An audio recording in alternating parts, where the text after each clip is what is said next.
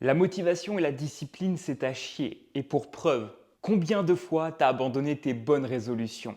Combien de fois t'es rentré dans ce mode tout ou rien pour au final revenir à chaque fois à la case départ? Laisse-moi te faire découvrir pourquoi tout ça c'est inutile et surtout qu'est-ce que tu dois faire concrètement à la place pour réussir enfin à être méconnaissable et réussir ta transformation durable dès maintenant.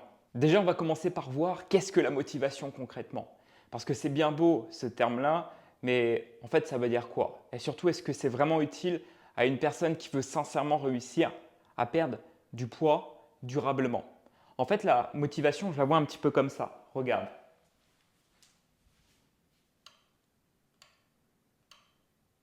La motivation, c'est exactement comme cette lumière. Elle vient et elle part parfois aussi vite. Sauf que ce que tu ne sais pas encore, c'est que on a un stock de volonté quotidien, finalement comme une batterie interne. Et donc à ce moment-là, la motivation ne suffit plus. Parce que le jour où tu n'as pas de motivation, ce qui se passe, c'est que tu n'as pas envie d'agir. Et tu ne sais même pas comment faire pour toi, de l'intérieur, te motiver personnellement à agir. Et ça, même petit. Alors dis-moi, combien de fois par semaine tu te sens vraiment motivé au point de te dire où je vais tout donner aujourd'hui pour remplir mes objectifs? Une fois, deux fois, trois fois. Personnellement, au quotidien, les moments où je suis motivé à faire une action, ils sont rares, parfois inexistants. Et si personnellement, j'attendais la motivation pour faire les actions que je dois entreprendre, comme tourner cette vidéo ou faire le suivi d'un de mes élèves, je pourrais des fois attendre très longtemps. Au point où, en fait, je repousserais constamment l'action importante que je dois faire. La véritable question, c'est comment contrer ça. Et je vais te donner 4-5 leviers principaux pour faire en sorte que la motivation comme cette lumière ne soit plus temporaire, mais que tu arrives à créer du carburant de l'intérieur vers l'extérieur. Et je te promets que dès que tu arrives à faire ça consciemment, tu deviens inarrêtable. Et finalement, ce que tu pensais être un défi au travers de ta motivation devient tellement puissant que même les autres vont te demander comment tu fais pour être motivé au quotidien. Et c'est là que tu pourras leur dire, non mais attends, tu crois qu'il faut être motivé pour réussir? Non, et je vais te montrer. Tu pourras exactement leur dire ça. Donc le tout premier levier à activer, c'est celui de savoir exactement pourquoi est-ce que tu fais ça. Mais ce n'est pas tant le fait de savoir pourquoi, mais d'avoir consciemment un ancrage qui te permet de te reconnecter à cette source interne. On a tous une raison profonde d'agir, de vouloir se transformer, de perdre du poids. Certains, c'est pour leur image physique, le fait de se sentir bien, à l'aise sur les photos, à l'aise dans leur corps. D'autres, ça va être pour faire le kéké à la plage. D'autres, ça va être juste pour augmenter leur longévité, vivre heureux et en pleine forme. Pour moi, ça a été un petit peu de tout ça.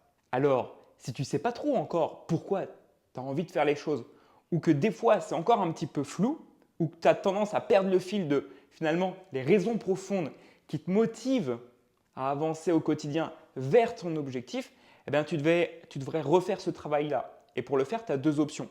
En premier, lister 5 pourquoi. Tu notes pourquoi une fois et tu le réécris 5 fois. Et à chaque fois, tu réponds à la question. Et à la fin, ça t'amène à une conclusion plus ou moins vraie par rapport à ta situation du moment, des éléments internes qui te motivent sincèrement à reprendre le contrôle de ta vie, de ta santé et perdre ce poids-là. Deuxième chose, c'est de te créer ce qu'on appelle un tableau de visualisation. En gros, plutôt que juste chercher le pourquoi, tu vas coller sur un tableau, ça peut être sur ton téléphone, sur ton PC, sur un mur, dans ta chambre, peu importe où, des images mentales qui correspondent à ce pourquoi tu veux te battre au quotidien. Par exemple, si ton but c'est d'obtenir un ventre plat, tu peux mettre une image d'une personne qui t'inspire avec ce ventre plat, avec peut-être ses abdos apparents, ou peut-être ce fessier qui te fait tant plaisir. Mais l'idée, c'est qu'au quotidien, tu sois immergé dans ce qui est important pour toi et te rappeler pourquoi tu veux agir et pourquoi c'est important pour toi. Le deuxième levier, c'est de ne plus avoir d'options de secours. C'est possible qu'à un moment donné, tu t'es dit non, mais si j'y arrive pas cette fois, eh bien, je ferai telle chose. Ça ne doit plus exister dans ton vocabulaire. Parce que si tu fournis la possibilité à ton cerveau d'avoir plusieurs options, son énergie sera mise là où est-ce que tu réfléchis. Et donc même si c'est en arrière-plan, tu sais très bien que ça consomme de la batterie. Et tu peux le voir sur ton téléphone, tu t'en rends pas compte. Mais aujourd'hui, même les applications que tu n'utilises pas dans ton quotidien prennent de la batterie, prennent de l'Internet. Et oui, c'est la réalité. Tu as juste à aller voir dans tes options de téléphone. C'est moins important, mais ça en prend quand même. Alors que toi, l'objectif, c'est de focaliser ton énergie et ton attention sur ce que tu veux vraiment. Et au quotidien, pour réussir une transformation durable, il y a des points importants sur lesquels se concentrer. L'alimentation, l'activité, l'état d'esprit, l'environnement. Et quand tu te concentres déjà sur tout ça, tu te rends compte que ça fait pas mal de choses. Et comme je te l'ai dit, la motivation est temporaire et tu as un stock de volonté limité. Donc tu dois concentrer toutes tes ressources dans les meilleurs endroits possibles. Et levier 3, agir tout petit. On pense souvent qu'on doit tout faire ou rien faire. Mais ce mode par défaut, en fait, il te cause le plus gros des défauts.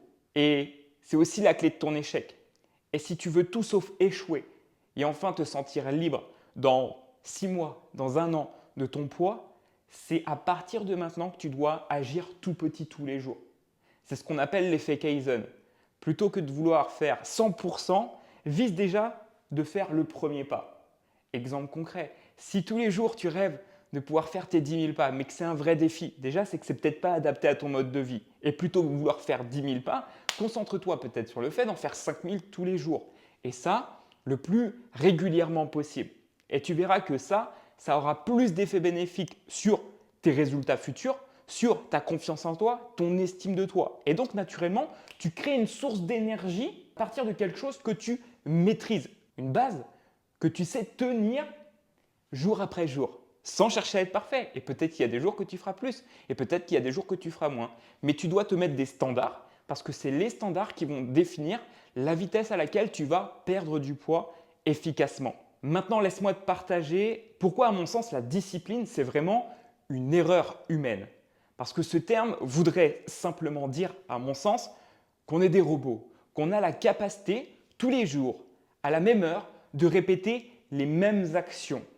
Alors oui, c'est possible, mais quand tu ne veux plus être conscient de ton quotidien, ou tu veux juste avancer, tête baissée, sans plus jamais utiliser ton cerveau. Et pour ça, en fait, on a déjà l'IA et on a déjà les robots. Et à ce que je sache, tu n'es pas forcément un robot, tu es un humain. Et c'est pour ça que la discipline, à mon sens, n'est pas un mot à utiliser dans notre vocabulaire, surtout quand on veut perdre du poids durablement. Et dans aucun autre cas. Parce que ça voudrait dire que tu n'as pas le droit à l'erreur, que tu n'as pas le droit à un moment donné, parce qu'il y avait une séance de prévu, de ne pas y aller. Parce que tu avais 10 000 pas de prévu, d'en faire que 9 500. Plus tu restes dans ce mode-là, plus en fait tu te mets toi-même des bâtons dans les roues. Et c'est ce que j'appelle de l'auto-sabotage. Pour moi, la discipline, au sens large qu'on l'entend, c'est de l'auto-sabotage. C'est un petit peu comme si je te disais non, dans ton alimentation, c'est interdit de manger des burgers, des pizzas ou des carrés de chocolat. Tu vois cette frustration que ça crée en toi? Est-ce que ça va être bénéfique à long terme? Non. Et c'est pour ça que c'est un mot à supprimer. Je ne suis pas quelqu'un de discipliné. Pour perdre 22 kilos, je n'ai pas eu besoin de discipline. J'ai eu besoin d'autre chose. Et ce autre chose, c'est ce que j'appelle faire preuve de résilience. La résilience, c'est lorsque tu as un obstacle en face de toi, savoir le contourner, le braver pour continuer d'avancer. La résilience, c'est aussi ce petit truc qui te permet, lorsque tu connais un échec, donc un moment de down, un moment où c'est pas facile, où tu te remets en question, où tu doutes, où tu sais plus si tu vas dans la bonne direction, de te relever et de faire face à ça et de continuer d'avancer dans la direction qui te correspond vraiment plutôt que d'arrêter et rester sur place. Et c'est pour ça que ce mode tout ou rien, commencer des actions puis les arrêter et ne jamais les reprendre, c'est parce que tu penses que lorsque tu n'es plus sur la bonne voie, après une journée, de ne pas avoir fait les actions que tu avais prévues, c'est foutu. Alors que non, si tu fais preuve de résilience dans ces moments-là, ce moment, cette journée qui n'a pas été top, où tu n'as pas fait tes pas, où tu n'as pas mangé correctement, où tu t'es fait plaisir sur un repas de famille, si tu fais preuve de résilience à ce moment-là, tu comprends que, ok, c'était pas parfait, mais en fait, demain est un autre jour. Est-ce que demain, je peux revenir ou tenter de revenir sur ma voie? Ouais, fais-le. Et tu vas voir que plus tu vas répéter ça à long terme, et plus tu as de chances d'atteindre ton objectif. Parce que ton but, c'est d'augmenter le nombre de répétitions, d'actions vers ton objectif. Et c'est pour ça que la motivation et la discipline sont des termes, à mon sens, à bannir et que le mot principal que tu devrais graver partout, c'est faire preuve de résilience. Avancer quoi qu'il arrive, peu importe les défis de ton quotidien. Et crois-moi que tous les plus grands hommes de cette planète ont, à un moment donné, fait preuve de résilience pour aller chercher ce qu'ils veulent vraiment. Peu importe les obstacles, peu importe les défis, peu importe la motivation, etc.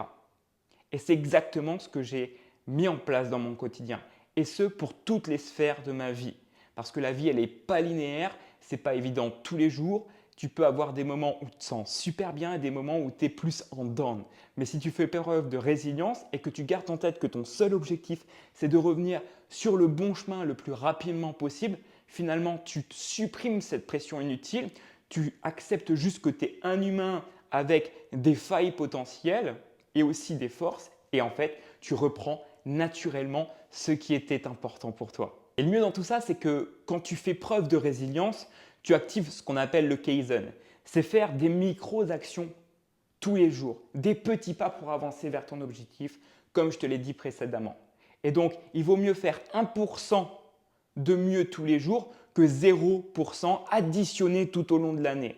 Oui, il vaut mieux marcher seulement 5000 pas tous les jours et parfois en faire moins et faire preuve de résilience d'y retourner parce que ça te comptera plus de points additionnés que tout le reste. Et crois-moi, tu prends un temps d'avance sur tout le monde lorsque tu penses de cette manière-là.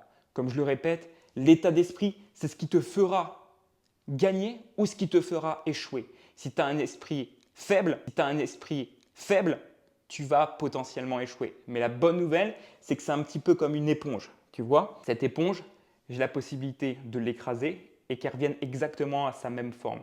Et donc, tu peux reprogrammer l'entièreté de ton cerveau progressivement sans changement drastique dans ton quotidien. C'est exactement ce que j'ai fait pour perdre 22 kg de gras définitivement. Bâtir un physique que j'aime vraiment et une santé vraiment incroyable qui va me permettre de vivre au-delà de 120 ans. Du moins, ça c'est mon objectif. Et mon combat au quotidien, c'est de mettre tout en œuvre pour devenir meilleur et augmenter mes probabilités que ce que je viens de te dire se réalise. Maintenant, si à ton tour, tu en as marre d'attendre la motivation ou penser encore qu'il faut être discipliné ou d'être dans ce mode tout ou rien, que tu as essayé peut-être de faire des régimes, des choses par toi-même, de lire des livres, de faire appel à des diététiciens, sans jamais obtenir vraiment le fruit de tes efforts, ce que tu désires vraiment, cette transformation durable, être méconnaissable, eh bien, tu peux tenter ta chance et déposer ta candidature. Tous les mois, je sélectionne des nouveaux profils à accompagner et je dois te dire que cette année sera la dernière opportunité de rejoindre Liberty Kilo. Les places vont fermer prochainement et je ne n'ouvrirai plus de places pour les prochaines personnes avant une période que je ne connais pas encore. Bien évidemment, ce sera en 2026. Mais si tu veux profiter de cette opportunité, de potentiellement rejoindre Liberty Kilo pour que je puisse t'accompagner personnellement avec une méthode adaptée à toi, progressive et qui félicite les petits résultats, alors tu es au bon endroit. Dépose ta candidature, remplis les quelques questions qui te sont posées et crois-moi, je prendrai le temps de lire attentivement. Et derrière, tu auras la possibilité d'échanger avec un ou une coach de mon équipe sur lesquels on te posera des questions et où on te partagera les conditions d'accès à notre méthode. Et si tu es la bonne personne, alors crois-moi, je me ferai un plaisir de pouvoir t'aider de A à Z pour que tu puisses avancer vers ton objectif. Si tu veux déposer ta candidature, fais-le maintenant avant que ça ne soit plus possible. C'était Teddy. Let's go!